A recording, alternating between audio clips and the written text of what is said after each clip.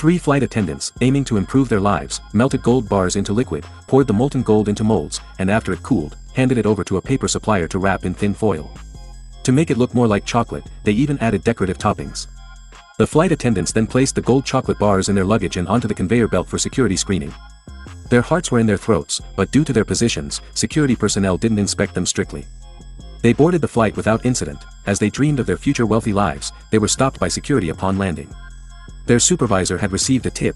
The informant directly named the smugglers and their flight. The supervisor had security bring the flight attendants to an interrogation room. However, no matter how thoroughly they searched, nothing was found. Just as the flight attendants thought they had gotten away with it, the supervisor suddenly pulled out a box of chocolate. The supervisor smugly asked if they wanted a piece. Seeing the flight attendants nervously refuse, he popped a chocolate into his own mouth, but there was no gold inside. He tried another piece, still nothing. He then had his bodyguards eat some too.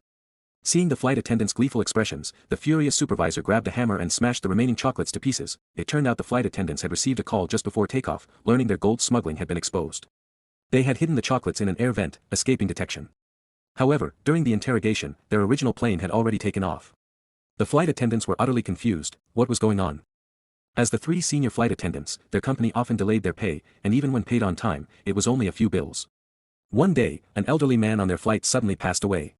While performing CPR, they discovered he was wearing a solid gold vest. They guessed no one else knew about it. Tempted to keep it, their better judgment prevailed, and they turned it in. Later, one of them read in the newspaper that their airline was about to go bankrupt, meaning they would soon be jobless. The three conspired and decided to smuggle gold, leading to the scene at the beginning of the story. The three flight attendants used the smuggled gold to secure their fortunes and started living the good life. But their happiness was short-lived. They were caught.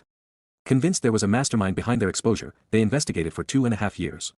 To their shock, they discovered their own boss had tipped them off to divert security's attention while he smuggled billions in gold himself. Upon learning this, they decided to report their boss. They also slipped him a sleeping pill on the plane, knocking him out cold. The moment the plane landed, the startled boss woke up, just in time to be arrested.